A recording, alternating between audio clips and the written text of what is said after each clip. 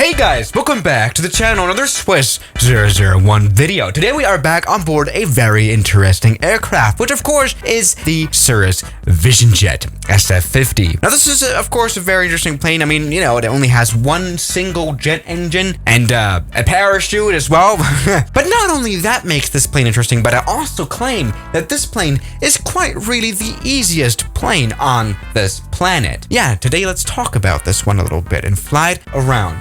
See, this video is a bit of an opposite of another video I've already done about the hardest plane to fly. For example, the U-2, which is the hardest plane to handle, or maybe the video about the Concorde, which is known for being the most complicated plane out there to fly with all the controls it has. And well, in this video, I'm going to prove why the Cirrus Vision Jet is probably the least complicated and also one of the easiest to handle planes out there. So yeah. Actually, we are of course already spawned in with our jet engine running. Let's go ahead and have that turned off and turn it on again for the takeoff. You know what I mean? Okay, now, so this engine now is turned off, so we have to start it up again. And we really have to only press 3 switches at most. This is only slightly harder than starting a car. So what you have to do is, of course, turn on both of the batteries. Okay, you can see all the screens are already coming on nicely. And then you only have to, you know, change the engine start-stop switch to run from off. Just switch that to the right and engine's already starting up. Yeah, this is so incredibly easy to start up, pretty much just like a car. And we do have some other switches here too. This is, for example, the generator switch. You know, we have to switch these switches in order to just, you know, run the electricity of the engine, you know. And then we have some light switches. Let's just turn on the lights. Okay, now we have some more advanced switches like the master oxygen switch, which you have to turn on, you know, in order to get oxygen when we're at a very high altitude. Of course, we normally cannot breathe. And here we have the probe heat, which, you know, is just really for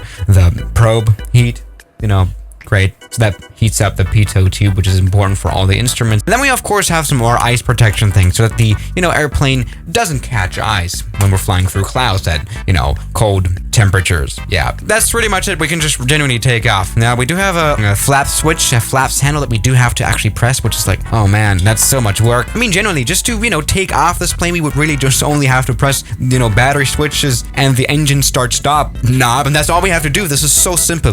And also, this plane flies very nicely, handles very nicely. As you can see here, this flies super nicely, gear retracts nicely into the aircraft. This plane can also fly at some speeds indeed. And here we go, we're off. Very sleek. But of course, the hardest part about this aircraft is of course using these panels here, the G1000 panels, that you can find in a lot of other aircraft. But the thing is, I think in real life, this is wrong with a flight simulator. They use G3000 panels from Garmin that are easier to use. They have touchscreen and everything. This is basically like a flying iPhone. As long as you know how to use it, it's perfect. You know, we have some more touchscreen controls for the audio, the radio, you know, some for the autopilots here too. This is so simple. This is the air conditioning. I know cars that have more switches than this. But whatever, let's also come in for a landing just to show you how easy it is to butterize this plane super smoothly on the runway here. Here we go, landing gears coming down. I think I've actually done my smoothest landing in this aircraft. So let's just do another smooth one.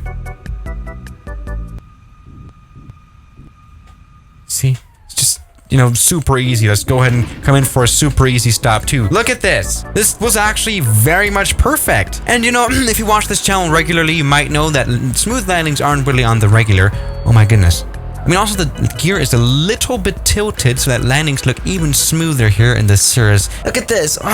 So amazing to look at. I do really like how this plane flies, how it handles, how it starts up. I mean, this thing can actually also land itself. Yeah, it can. Of course it can. I mean, this is basically a flying iPad. I do kind of wonder how this plane does not have speech recognition or voice control yet. I mean, this is so amazing. We don't even have any fuel controls, only this engine start and stop switch. All right, we do have some sort of fuel controls. We can control the where the fuel is coming from the left or the right wing. You know, both wings have tanks in them. That's all we need. And we have an engine failure, so it is time to pull the parachute. Oh, that's a little bit of a low altitude to actually pull the parachute.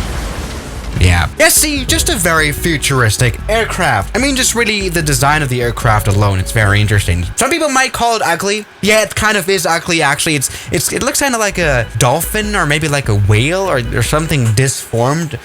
Yeah, but that's another story. Especially the VTOL, though, is interesting to look at. Very nice design that we haven't seen for a long time. I mean, we have previously seen this VTOL design on some Beechcraft Bonanza aircraft, and they've gotten rid of that design because the aircraft was very unstable because of the VTOL. But with this plane, it runs very well. Of course, it has to have a VTOL because the engine has to be on top. Yeah, I'm sorry for being a little bit too scientific, but let's come in for a bit of a landing here at St. Bartholomew, which is where we come to a bit of an issue with this aircraft, the runway performance. Let's come in for a landing first of all, though. Alright, here we go. Perfect. Oh, wow. It is actually pretty hard to do a bad landing with this aircraft, really. I haven't done many of them. Yeah, indeed, I think I have never actually managed to make a hard landing here, so this is good. Yeah, here we go. A nice landing here at St. Bartholomew's 600-meter long runway. Nice butter landing, everybody. Yeah, stopping performance is not that much of an issue, but let's go ahead and try the takeoff performance. Yeah, see, the single jet engine that we do have here on this aircraft is known for not being the most powerful one. Let's go ahead and try to take off from the 600-meter long runway. It can be a bit, on the close side when it comes to taking off with this aircraft. Okay, here we go. 17 knots. Okay, can we take off, please? Oh, this is gonna be embarrassing. This plane is really not large. This is like the thing. All right, okay, that's actually kind of worked. But yeah, while the takeoff worked out somehow, it was not. It's a safe operation. This was very close.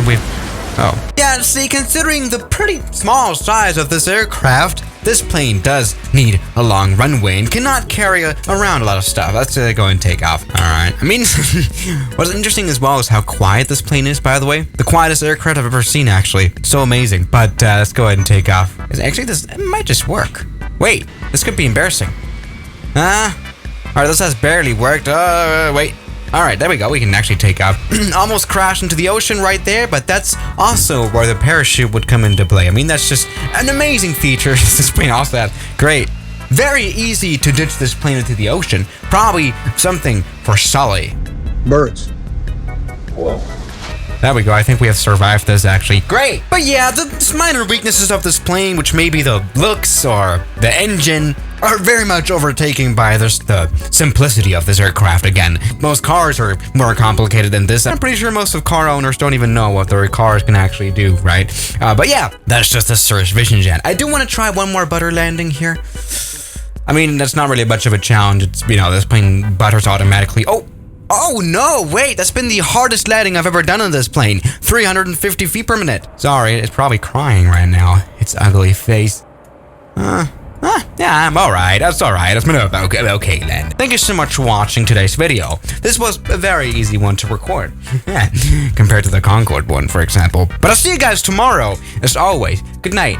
Now, thank you to my members here on YouTube like Block, Emite, Mubarak, Mike, Ethan, Darren, Stefan, Ian, Oman the Human, Rafael Brukowski, Junk in the Trunk, Moritz, Toby, Great Grandpa John, Government Pasta, Calamity Airlines, Kelly Chaos, New York, Tyler Park, Cheese Doritos, Shadow, Anime Plane 001, X-Men Shoulder, Deslama, Twittering, Kellen, Me By You, Captain Cameron, Spiro, Gary, Norwegian, Bajel, and Parology.